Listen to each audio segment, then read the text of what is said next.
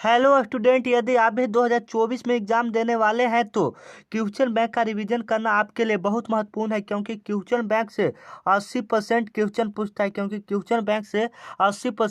पूछता है, रिवीजन करते रहता है। कहिए तो मैं अपने एग्जाम में इसको पूरा याद कर लिए थे, एक तरफ से कहे तो इसको पूरा रट लिया था। तो आपको भी पुष्पा राज की तरह झुकेंगे नहीं, टोलना है, आपको झुकना नहीं है। पूरा क्वेश्चन बैंक का रिवीजन करना है।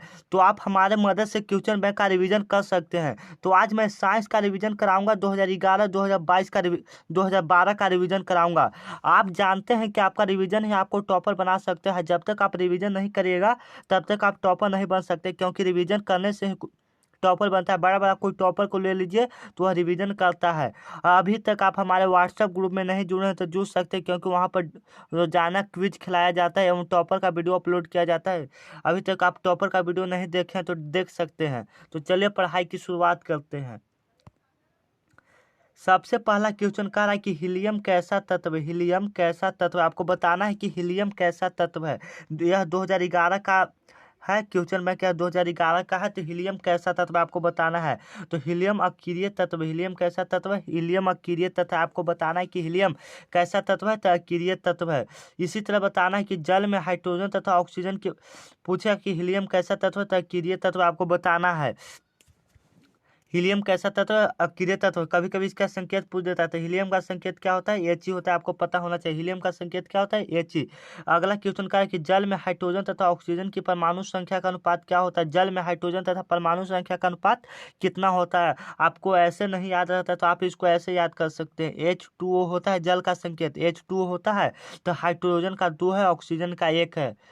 तो 2:1। इसका राइट आंसर कितना हो जाएगा, 2:1। हाइड्रोजन का 2, ऑक्सीजन का 1, तो 2:1। हाइड्रोजन तथा ऑक्सीजन का परमाणु का अनुपात 2:1 आपको याद रखना है।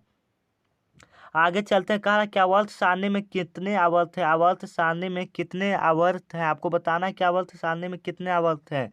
तो आपको बताना, तो आवर्त का मतलब होता है ये पड़ा हुआ लाइन। तो ये कितने होते हैं आवर्त सारणी में, तो ये 7 होते हैं। कितने होते हैं, 7 होते हैं। आपको पता होना चाहिए कि आवर्त सारणी में कितने आवर्त होते हैं, 7। अगर वर्ग पूछ दे तो वर्ग कितने हो जाएगा, 18 हो जाएगा। वर्ग कितना हो जाएगा, 18 हो जाएगा। आपको ये सब पता होना चाहिए। आवर्त सारणी अभी तक आप नहीं पढ़े हैं तो कमेंट में नहीं लिखिए कि सर हम अभी नहीं पढ़े हैं, तो आपको पढ़ा दिया जाएगा। तो चलिए क्वेश्चन को पढ़ाते जाते हैं, क्योंकि टाइम बहुत महत्वपूर्ण है, तो टाइम को न गवाएंगे। चलिए, कह रहा है कि सिलिका क्या है। सिलिका क्या है, सिलिका क्या है आपको बताना है कि सिलिका धातु है कि अधातु है कि उपधातु है कि इनमें से कोई नहीं है। तो सिलिका क्या है, सिलिका उपधातु है। क्या है, उपधातु है। आपको बताना है सिलिका क्या है, उपधातु है। इसी तरह हम आगे बढ़ते जाएंगे और आप इसका जवाब कमेंट में दीजिए कि पित्तल क्या है। पित्तल क्या है, पित्तल। पित्तल किसका उदाहरण है, पित्तल किसका उदाहरण है। तो पित्तल आपको जवाब देना है कि किसका उदाहरण है। जल्द से जल्द इसका जवाब आप कमेंट में दीजिए कि पित्तल किसका उदाहरण है। आगे चलते हैं। ओ एच का क्रियाशील मूलक होता है। ओ एच का क्रियाशील मूलक होता है, कीटोन होता है कि एल्डिहाइड होता है कि अल्कोहल होता है कि इनमें से कोई नहीं। तो ओ एच को हम अल्कोहल बोलते हैं। ओ एच को क्या बोलते हैं, अल्कोहल बोलते हैं। अगर सी ओ रहता तो हम उसको कीटोन बोलते हैं। सी ओ रहता है तो कीटोन बोलते हैं। आपको ये सब पता होना चाहिए। सी ओ तो कीटोन, ओ एच तो अल्कोहल, ये सब मामूली बात है, तो आप लोगों को याद होना चाहिए। चलिए आगे चलते जाते हैं। कह रहा है कि प्रकृति में ऑक्सीजन का संतुलन कैसे बना रहता है। प्रकृति में ऑक्सीजन का संतुलन कैसे बना रहता है। प्रकृति में ऑक्सीजन का संतुलन कैसे बना रहता है। संयोजन क्रिया से बना रहता है कि प्रकाश संश्लेषण से बना रहता है कि अपघटन से बना रहता है कि इनमें से कोई नहीं। तो हम आपको बता दें कि प्रकृति में ऑक्सीजन का संतुलन प्रकाश संश्लेषण के द्वारा बनता है। अगर प्रकाश संश्लेषण नहीं होगा तो पेड़ पौधे ऑक्सीजन नहीं छोड़ेंगे, तो हम लोग नहीं लेंगे, जिसके कारण हम जिंदा नहीं रह सकते हैं। तो इसलिए ऑक्सीजन का संतुलन कौन बनाए रखता है, प्रकाश संश्लेषण बनाए रखता है। तो चलिए हम क्वेश्चन को आगे बढ़ाते जाते हैं। कहा है कि पौधों में श्वसन क्रिया के अंतर्गत एडीपी एडीपी के टूटने से कितनी ऊर्जा मुक्त होती है। तो इस यह क्वेश्चन बहुत गड़बड़ाने वाला रहता है, क्योंकि अब मैंने देखा है, मैं खुद इसमें गड़बड़ा गया था। तो इसका राइट आंसर हुआ 3.5 kg प्रति मोल। 3.5 kg प्रति मोल, kg प्रति मोल। इस क्वेश्चन को तो फेवरेट आप मान लीजिए। 8 नंबर क्वेश्चन को आप VVI लिख लीजिए, क्योंकि यह आने की बहुत ज़्यादा चांस है।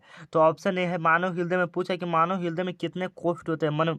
मानव हृदय कितने कोष्ठ से घिरा होता है। ऑप्शन ए है 2, ऑप्शन बी है 8, ऑप्शन सी है 1, ऑप्शन डी है 4। तो आपको बताना है कि मानव हृदय कितने कोष्ठ से घिरे होते हैं। तो मानव हृदय 4 कोष्ठ से घिरे होता है, इसलिए इसका राइट आंसर 4 हो जाएगा। मानव हृदय का औसत परकुंचन दाब है, मानव हृदय का औसत परकुंचन दाब है लगभग कितना होता है औसत परकुंचन दाब? तो 120 mmHg होता है कि 150 mmHg होता है कि 90 mmHg होता है कि इनमें से कोई नहीं होता है? तो मानव हृदय का औसत परकुंचन दाब 120 mmHg होता है। 120/80 होता है, आपको ये पता होना चाहिए। यह सिस्टोलिक होता है, वो डायस्टोलिक होता है, ये सब आपको पता होना चाहिए क्योंकि ये सब बहुत महत्वपूर्ण है। तो मैं सिर्फ यहाँ क्वेश्चन बैंक का रिवीजन करा रहा हूँ, इसलिए ज़्यादा किसी के बारे में चर्चा नहीं कर रहे हैं। तो चलिए आगे बढ़ते जाते हैं। पौधों में वाष्पोत्सर्जन किस भाग से होता है? पौधों में वाष्पोत्सर्जन किस भाग से होता है? तो पौधों में वाष्पोत्सर्जन पत्ता से होता है। कहाँ से होता है? पत्ता से। और पत्ता से वाष्पोत्सर्जन होता है। आगे हम क्वेश्चन को बढ़ाते जाते हैं। वाष्पोत्सर्जन किस भाग से होता है? पत्ता से। आप ये सब बहुत महत्वपूर्ण क्वेश्चन है, तो आपको याद रखना है। चलिए आगे देखते हैं। कृत्रिम ब्रीवक किन अपशिष्ट उत्पादों को रुधिर से अपोहन द्वारा पृथक करता है?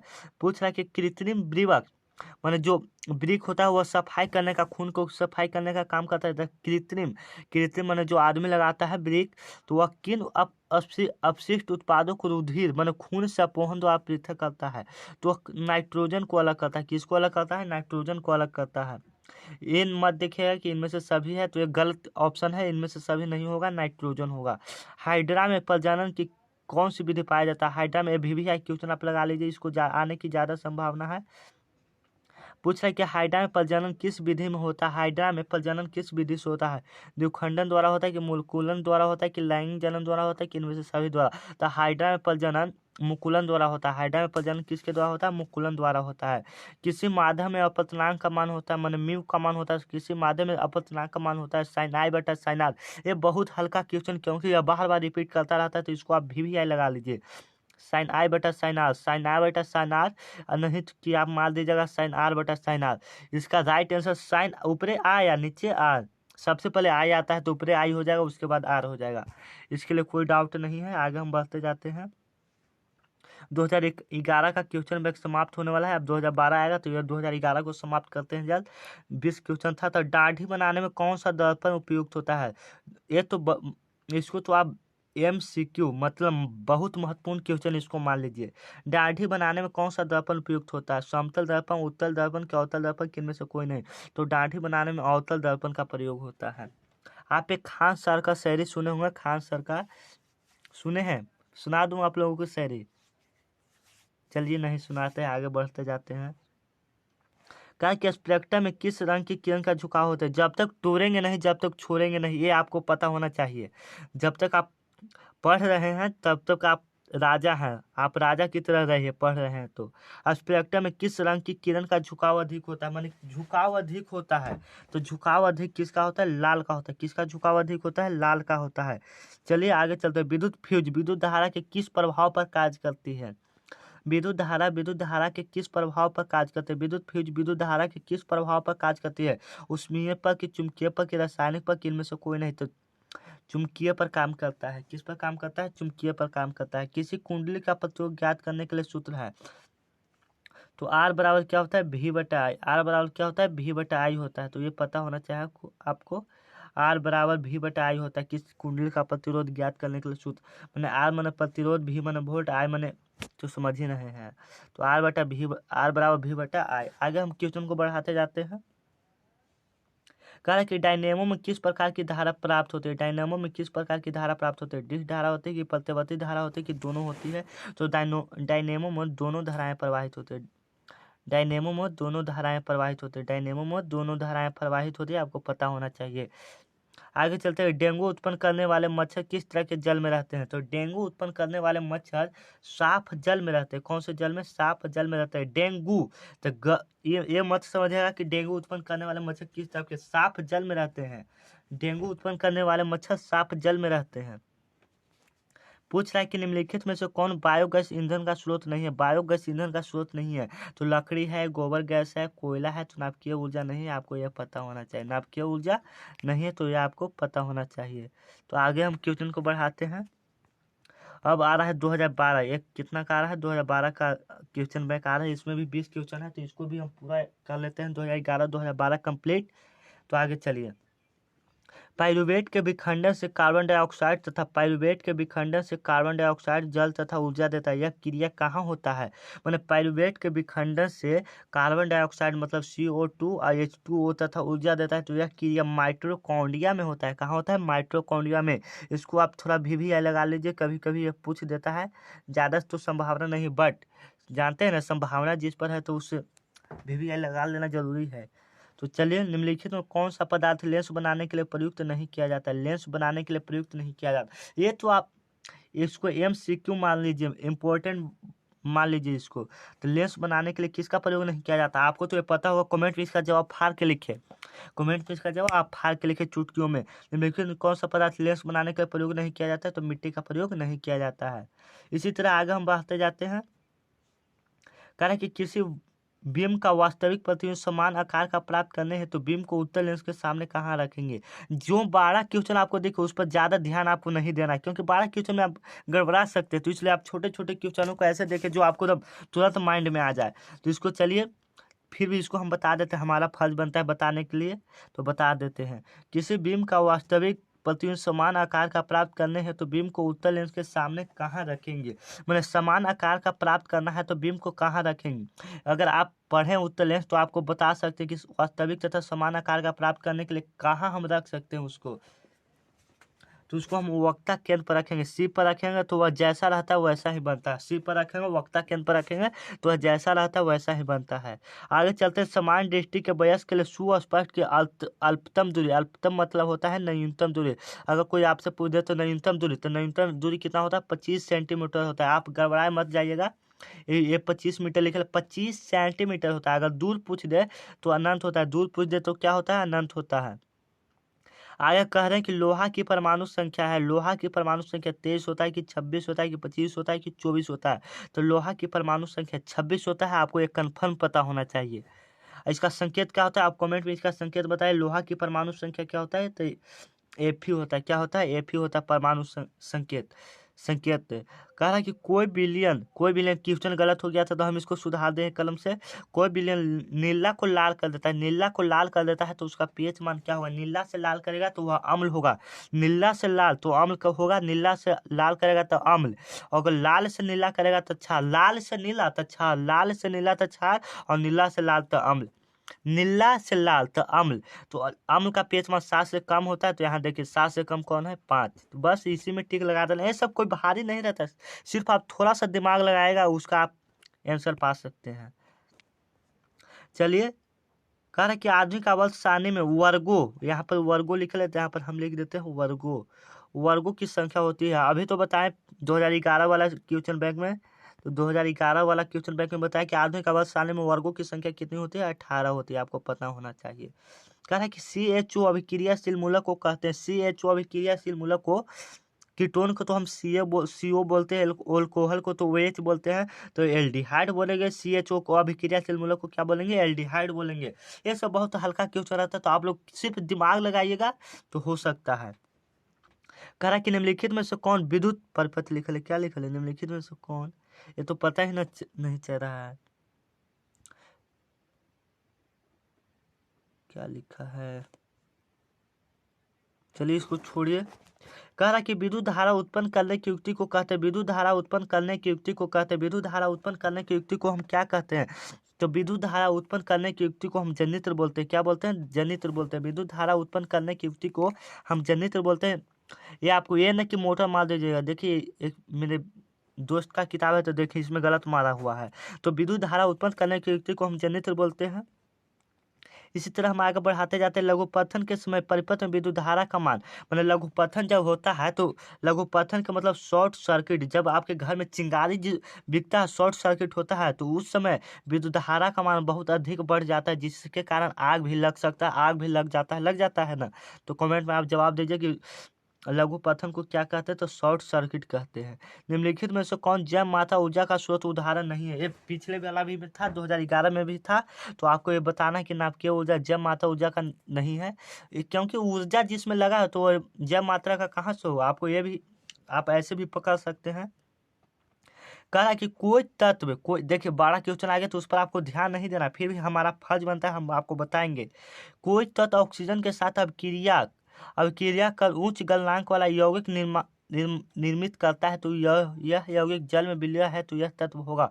मैंने कोई तत्व ऑक्सीजन के साथ अभिक्रिया कर उच्च गलनांक वाला यौगिक निर्मित करता है तथा वह जल में विलय है तो यह तत्व कौन सा होगा? तो वह तत्व कैल्शियम होगा, सी होगा, कैल्शियम होगा। 12 पर आपको ध्यान नहीं देना है, कोई प्रॉब्लम नहीं है ज़्यादा। देखिए टिक मारा हुआ है तो आप तो पीडीएफ बनाने के लिए इसमें टिक मार दिए हैं तो कोई दिक्कत नहीं है। आप लोगों को पीडीएफ डाल देंगे ग्रुप में तो आप लोग देख सकते हैं। अभी तक आप हमारे व्हाट्सएप ग्रुप या टेलीग्राम ग्रुप में नहीं जुड़े हैं तो जुड़ सकते हैं, क्योंकि वहाँ पर फ्री पीडीएफ रोजाना अपलोड किया जाता है। तो चलिए कह रहा है कि एथेन का आणविक सूत्र C2H6 है। एथेन का आणविक सूत्र मैंने कभी कभी पूछ देता है कि एथेन का सूत्र बताओ, तो एथेन का सूत्र क्या हो जाएगा? C2H6।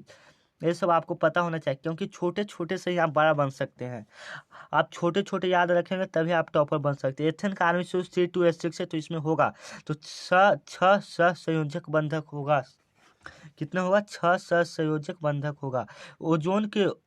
ओजोन के अणु में ऑक्सीजन की परमाणु संख्या होता है। ओजोन के एक अणु में ऑक्सीजन की परमाणु संख्या होती है तो ओजोन का सूत्र होता है O3 होता है तो O3 तक कितनी परमाणु है? तो 3।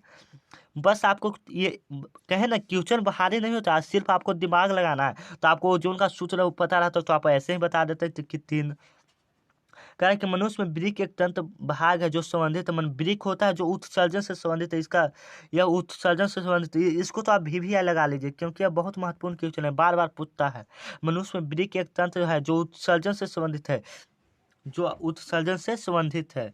दो तंत्रिका कोशिका के मध्य खाली स्थान को क्या कहते हैं? दो तंत्रिका कोशिका के मध्य खाली स्थान को क्या बोलते हैं? सिनेप्स बोलते हैं। क्या बोलते हैं? सिनेप्स बोलते हैं। दो तंत्रिका कोशिका के मध्य खाली स्थान को सिनेप्स बोलते हैं। पराग कोश में होते हैं। पराग कोश में क्या होते हैं? तो पराग कण होते हैं। पराग कोश में क्या होते हैं? पराग कण होते हैं। आपको पता होना चाहिए पराग कोश में क्या होते हैं? पराग कण होते हैं। इसी तरह से हम आगे चलते जाते हैं। 2012 का भी क्वेश्चन बैंक खत्म होने वाला है। अगले वीडियो में 2013 और 2014 का चलेंगे, 2013 और 2014 का चलेंगे। तो यहाँ पर आप सभी का वीडियो देख लीजिएगा, क्योंकि इसका हम एक प्ले लिस्ट बना देंगे, क्वेश्चन बैंक का प्ले लिस्ट बना देंगे। विकासशील दृष्टिकोण से सबसे अधिक संभावना किससे है? तो विकासशील दृष्टिकोण से सबसे अधिक संभावना कहते हैं ना कि हम बंदर का जाते हैं, बंदर का मतलब चिंपैंजी का हम जाते हैं। तो विकासशील दृष्टिकोण से सबसे हमारी अधिक संभावना चिंपैंजी से होता है। आप कहीं कहीं देखेंगे तो चीन के विद्यार्थी होता है, तो ये नहीं होगा। चीन के विद्यार्थी तो जानते हैं हम लोग काला कुल उठा रहते हैं, वो लोग गोर गा रहते हैं, तो चीन के विद्यार्थी से हमारी संभावना कैसे हो सकती है? तो आप समझिए चिंपैंजी इसका राइट आंसर होगा। कारण कि मुकुलन द्वारा अलाइनिंग जनन होता है। मुकुलन द्वारा अलाइनिंग जनन होता है तो अमीबा में होता है। मुकुलन द्वारा अलाइनिंग जनन किस में होता है? अमीबा में होता है। तो आपको बताना है, आपका कितना सही हो आप कमेंट में बता सकते हैं। तो चलिए क्वेश्चन को यही समाप्त करते हैं। 2011-2012 के क्वेश्चन बैंक का रिवीजन कर लिए। कल होगा 2013 से 2014 का रिवीजन होगा। तो आप लोग वीडियो को लास्ट तक देखें और दोस्तों में तो एक शेयर जरूर करें एवं सब्सक्राइब करना नहीं भूलें, क्योंकि हम ऐसे ही वीडियो रोजाना अपलोड करते रहते हैं। तो जय हिंद, जय दोस्तों। आज का वीडियो हम यहीं समाप्त करते हैं। तो एक बार देख लीजिएगा फिर से। 2011-2012 रिवीजन करा लिए, अब आएगा 2013 से 2014 रिवीजन। आप रिवीजन करते रहे तभी आप टॉपर बनेंगे। रिवीजन का टॉपर का यही रूल होता है कि आप रिवीजन करें। टॉपर का यही रूल है कि आप रिवीजन करें। ये ना कि आप 50-60 घंटा नहीं, मैंने 14-15 घंटा पढ़ते रहने से कोई फायदा नहीं है। कोई विद्यार्थी 2 से 3 घंटे पढ़कर टॉप कर जाते हैं, तो वो कैसे? उनके पास कुछ ये ना कि आपसे वो पढ़ने में तेज होता है, सिर्फ वो बेसिक नॉलेज लगा लेता है। जैसे में वो क्वेश्चन बैंक का रिवीजन कर लेगा, जो आपने नहीं किया है आप तो सोचेंगे मैंने सब पढ़ लिया, तो वो क्वेश्चन बैंक का रिवीजन करेगा जिससे उनका 80% ऑब्जेक्टिव क्लियर हो जाएगा। क्योंकि ज़्यादातर क्वेश्चन 2011 में पूछा तो वह 2012 में पूछ देगा, 2012 में पूछा तो 2015 में पूछ देगा, क्योंकि ये सब बहुत महत्वपूर्ण है। तो ये सब आपको पता होना चाहिए। तो चलिए वीडियो को समाप्त करते हैं, क्योंकि वीडियो काफ़ी लंबा हो रहा है। तो 2023 तक हम रिवीजन कराएंगे। आज सभी का प्ले लिस्ट बना देंगे, तो आप वहाँ पर देख सकते हैं सभी का प्ले लिस्ट। आपका टॉपर बनना सपना है। आपको हम टॉपर बनाएंगे 2024 में। हमारा लक्ष्य है आपको टॉपर बनाना। बिहार बोर्ड क्वेश्चन बैंक है, तो आप बिहार बोर्ड से तैयारी कर रहे हैं तो इस वीडियो को देखते रहिएगा। तो चलिए हम वीडियो को यहीं समाप्त करते हैं। अभी तक आप हमारे व्हाट्सएप ग्रुप में नहीं जुड़े तो इस नंबर पर मैसेज कर जुड़ सकते हैं, और बिहार वाले सर के चैनल को सब्सक्राइब कर लें एक बार। और टेलीग्राम ग्रुप में सभी में ज्वाइन आप हो जाइए। कहीं पर भी सर्च मारिए बिहार वाला सर, यहाँ पर सभी का रिवीजन करा लिए हैं। तो चलिए हम वीडियो को समाप्त करेंगे अब। यहाँ पर सभी का क्लियर होगा, अभी साइंस का ही चलेगा सिर्फ। तो चलिए वीडियो को समाप्त करते हैं।